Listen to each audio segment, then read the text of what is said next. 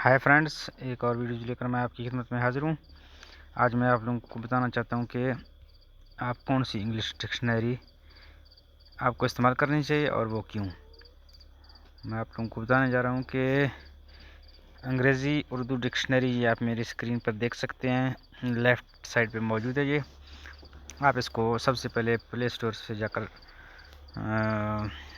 Install करेंगे। वहाँ से इंस्टॉल करने के बाद आप इसको ओपन करेंगे। ओपन करने के बाद आप देखेंगे कि आपके पास आसानी से दोनों उर्दू टू इंग्लिश और इंग्लिश टू उर्दू दोनों तरह की डिक्शनरीज आपके सामने होंगी। ये आप देख सकते हैं कि उर्दू टू इंग्लिश डिक्शनरी यहाँ पर हम सर्च बार में लिखेंगे डिश, इसके मायने देखें हमारे सामने आ जाएगा।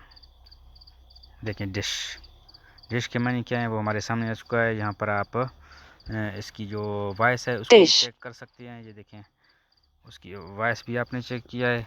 इसको अब क्लोज़ करेंगे। आप जाएंगे वापस जाने के बाद यहाँ पे दोबारा इसको ओपन करेंगे। फिर यहाँ पे देखेंगे उर्दू टू इंग्लिश। अब यहाँ पे उर्दू का कोई भी लफ्ज़ लिखेंगे। यहाँ पे देखें मैं लिख रहा हूँ खाना। इसको अब मैं यहाँ पे लिखता हूँ। फिर यहाँ पे उसकी मीनिंग चेक करते हैं। आप देख सकते हैं कि खाना मैंने लिखा है। यहाँ पे खाना के ये जो रिजल्ट है, डिनर लिखा है, फेयर लिखा है, फीस लिखा है, फूड लिखा है, lunch, meal, mess. Dinner, fare, feast, food, lunch, meal, mess, refection। Vocabulary को भी इसके साथ अच्छे तरीके से इम्प्रूव कर सकते हैं।